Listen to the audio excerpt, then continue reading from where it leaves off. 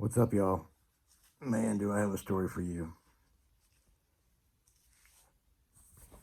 You think you've figured out everything that there is to know about living life uh, as an amputee, whether you're one leg, one arm, double amputees, quadruple. You come to a point where you feel that you have seen and entertained ideas of most possible scenarios. Well, what happened to me tonight was not one of those things that I had imagined and thought that I had my head wrapped around.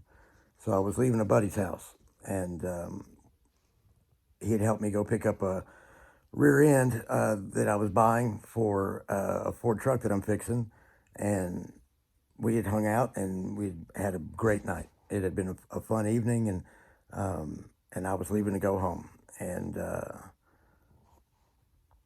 I'm driving the same road I've driven 1,000 times leaving his house, and coming up to the same intersection I've come up to 1,000 times leaving his house, and the light was red.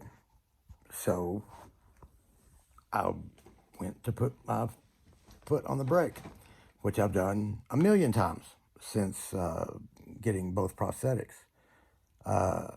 Apparently, I just clipped the edge of the brake pedal, and my foot then slipped and hit directly on the accelerator. Uh, the car accelerated through the intersection. Luckily, there was no one coming, so I didn't hit anyone or get hit by anyone going through the intersection. The car launched off the curb, literally went airborne. Um, I traveled across this grassy area and, ironically enough, ended up in a handicap parking spot in the parking lot of a business. Three of the four tires of my car are on the ground flat. The fourth one was hissing air. I believe I probably bent all four rims when I went over the curb. Mind you, I never hit the brake. Uh, it was all accelerated. I was still accelerating when I hit the curb. Didn't have any time to react. Uh, so, what does that mean? It means tomorrow I get to spend money that I don't have to have a rollback come drag my car from where it is now to my house.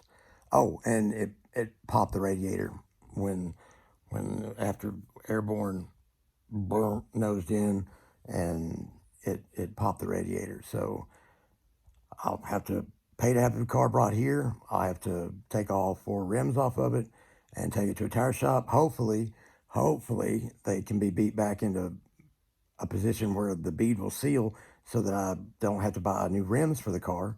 And I'm crossing my fingers that the tires are have just been knocked off the rims and are not punctured themselves. I'm hoping I can get out of it without having to buy tires. But then I get to go to my local You Pull It and pull a radiator out of a car and replace the radiator in my car before I can even get it back on the road. And that was all the damage I could see in the dark. That was, I'm sure that there's more damage. We looked under it and there was no oil or any other fluids leaking out of it. It did dump all of its water on the ground, but there wasn't any signs of trauma to the engine in any other way. Pretty sure the front end is significantly out of alignment now. May have damaged an upper or lower control arm in the process. Don't know. Couldn't see. And the double amputation, amputated limbs, the two prosthetics makes it real hard to get on your hands and knees to look under a car. So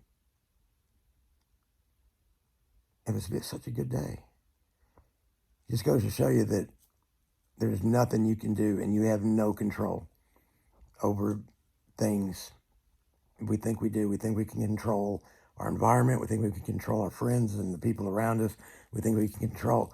We think we can control the way we interface with the world, and in a split second, your foot doing a maneuver that you've done hundreds of thousands of times.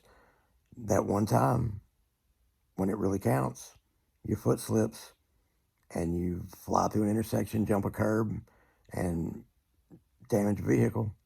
Luckily, and I say luckily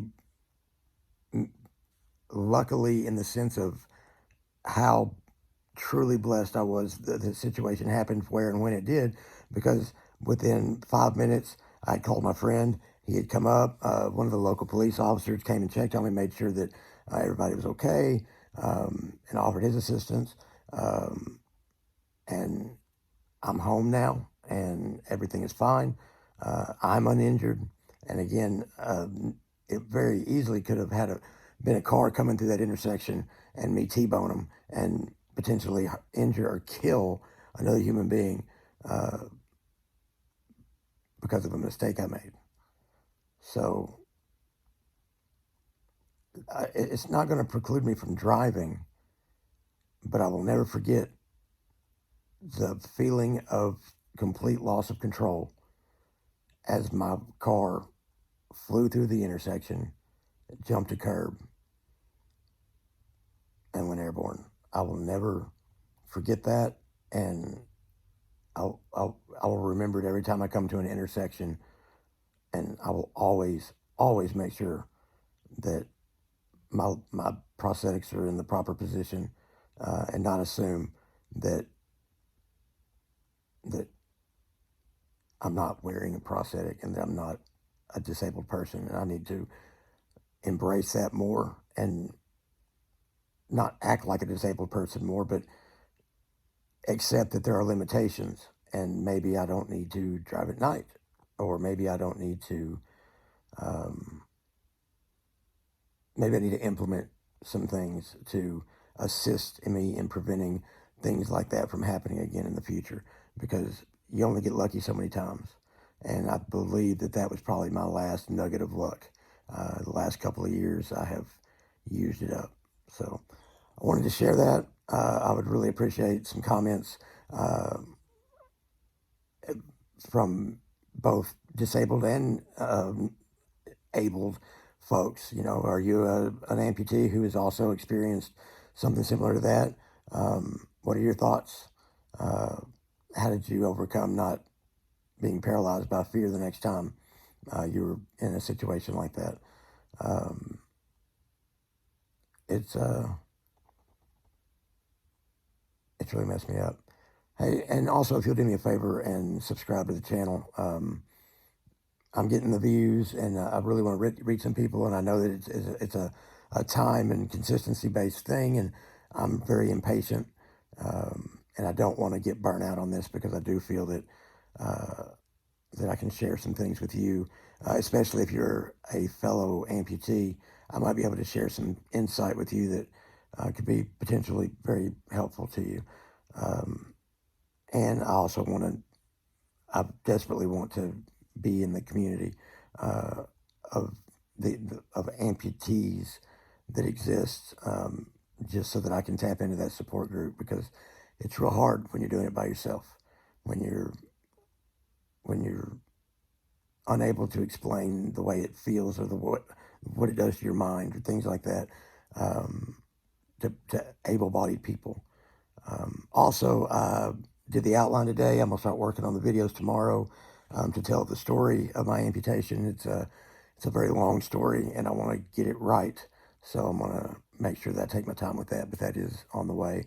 And then I wrote down a list of probably 30 different topics today, of videos that I want to put together and put the content together for you, in hopes that my journey might, in some small way, help you overcome the battles that either you're in or are about to approach.